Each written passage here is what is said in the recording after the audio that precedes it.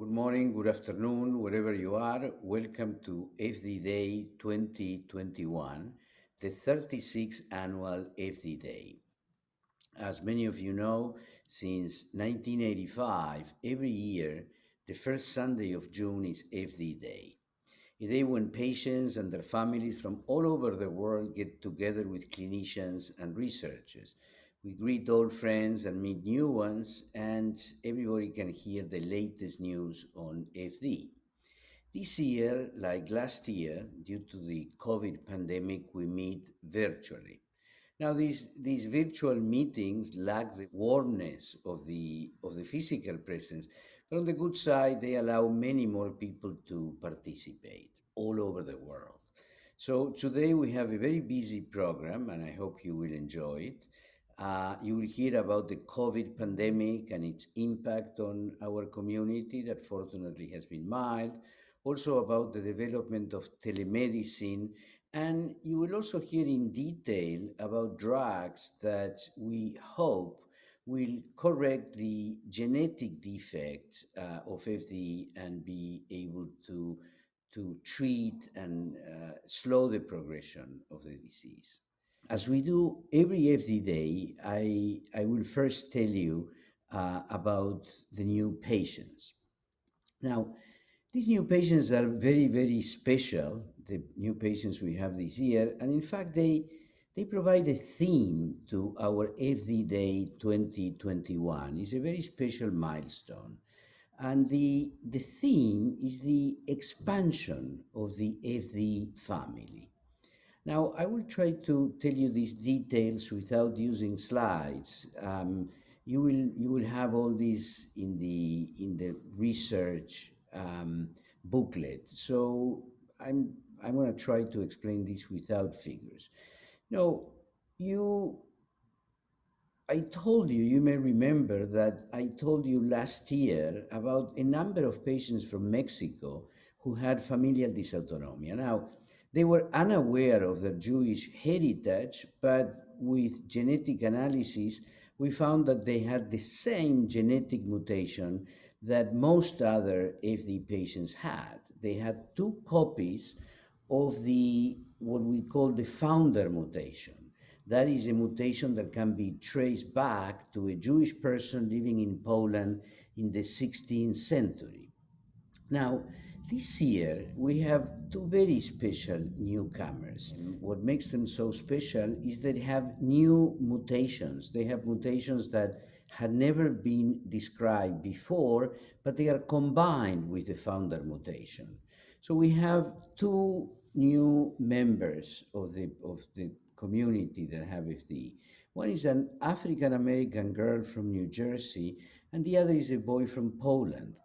Both were born in 2017, but were diagnosed only recently at age 4.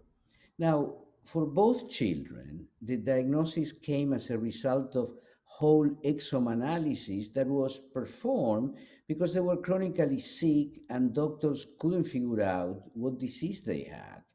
The difficulty in the diagnosis was, we suspect, at least in part, because these children had no known Jewish ancestry, and therefore their doctors were not thinking in the possibility of FD, which is, as you know, classified as a Jewish genetic disease. But both new patients turn out to be heterozygous for the ELP1 gene, the gene responsible for FD. Now, heterozygous, from the word hetero, different, means that they have inherited different forms of the gene, different mutations from each parent. Now, this is what's called a heterozygous or different genotype.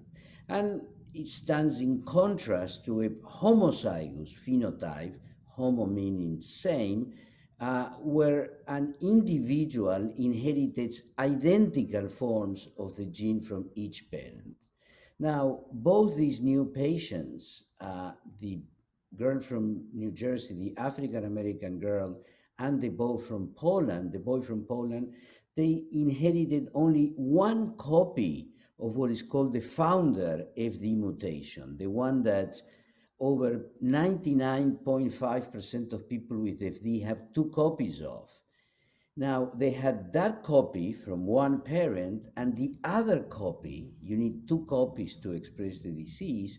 The other copy is a new mutation, is a newly discovered mutation in this ELP1 gene. So, let me explain. You see, as I mentioned, almost all people with FD, 99.5% of the people we know, are homozygous, meaning they are descendants from one person, the founder, who has been traced to a Jewish person living in Poland in the 1500s. That is, both the mother and the father are descendants of the founder, and each provides one identical copy of the mutated gene to their children. In other words, the person with FD has inherited one identical mutation from each parent. Now, both in these new patients, that is not the case in these new patients. In both of them, one of the parents is a descendant of the founder, but the other parent is not. In the case of the African American girl, what's fascinating is that the father is from Trinidad. Trinidad is an island in the Caribbean, and he carries, despite being from Trinidad, a copy of the founder mutation. Now, although he's not aware or was not aware of Jewish ancestry, he is a direct descendant of that Jewish founder. Now, we know there were like 15,000 Jews that went to the Caribbean islands at the turn of the century from the Pale at the time that over 2 million came to the States or to the US and a few hundred thousand to South America. 15,000 went to Trinidad. And then a few thousand more went to Trinidad before, immediately before, and during World War II. So the father is a descendant of one of those persons that carried the founder mutation from the Pale. Now, the mother uh, is African American from New Jersey and is not a descendant of the founder, but she carries one copy of a different mutation in the same gene, the ELP1 gene. Now, the mutation that the mother um, has never before been reported to produce disease. Now, when combined with one of the founder mutations or the founder mutation, the combination impairs the production of the protein and causes familial dysautonomia. Now, how do we know this? How can we be so certain of this? Well, we ask Sue Slagerhout and Elisabetta Morini and Gadi in their big genetic center in Boston at MGH, and they not only look at the results, but they consult these databases, and also they can tell us that according to the location of the mutation, they predict that there will be big trouble in the synthesis of the elongator protein 1, and therefore this will result in FD.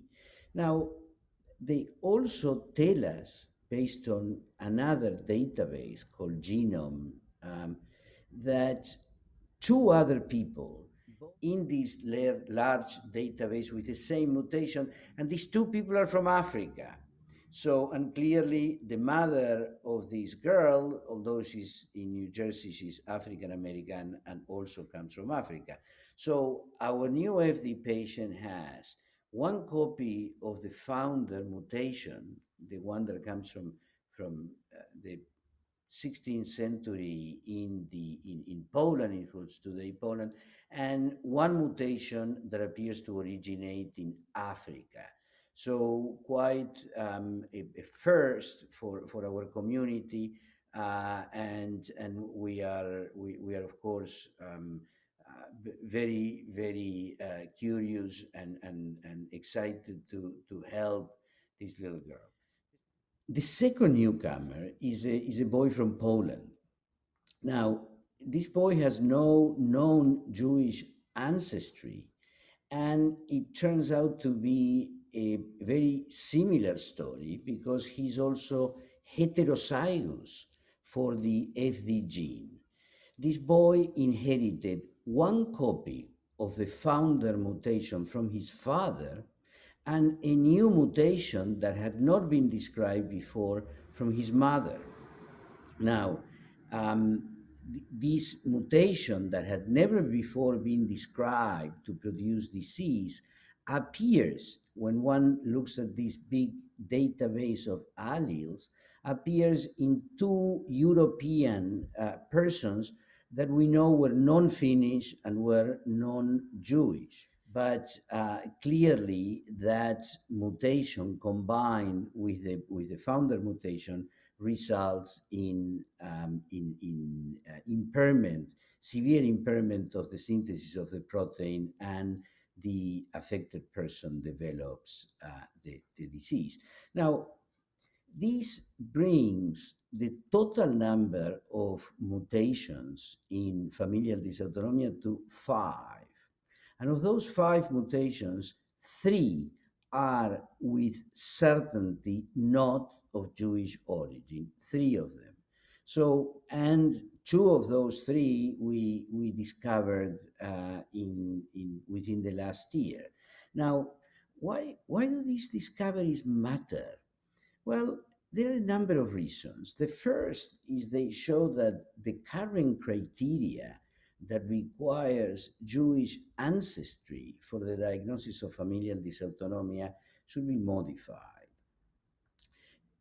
for two reasons. First, because many people are unaware of the Jewish ancestry, not only the Mexican patients, but patients in other places are unaware of Jewish ancestry in their families, but also now because we know of at least three mutations that do not originate in Jewish people. So required Jewish ancestry can delay diagnosis because patients or physicians do not even consider the possibility of familial dysautonomia in patients that have suggestive symptoms, but they don't tell the physician about their Jewish ancestry because they don't know it or because they don't have it. So the discovery of these new mutations also suggests that there will be a larger number of patients and the population will be more diverse. The FD population will be more diverse in the future. Of course, we believe that this should increase the interest not only of researchers but also pharma to focus on familial dysautonomia. So thank you very much for listening to this. I hope I could tell you the story. And again, my goal was not to use slides. I hope I was able to make it understandable. So I want to switch gears now. Remember last year I mentioned a doctor in Mexico that had worked with us 10 years, more than a decade ago, at the Dysautonomia Center at NYU. And then she did a number of things in Mexico and created also a center that was taking care of patients in Mexico. We are extremely lucky that Dr. Alejandra González Duarte is joining the Dysautonomia Center, and I want to we'll pass the microphone to her in a minute. Before, I think, is Zenith, that the fantastic nurse practitioner of our center that many of you already know. I think she will be our MC together with Kaya. And you will also, as I mentioned before, hear about the latest in genetic treatments from basic researchers that are developing them in the lab. Thank you very much. And Zenith, the microphone is yours. Thank you.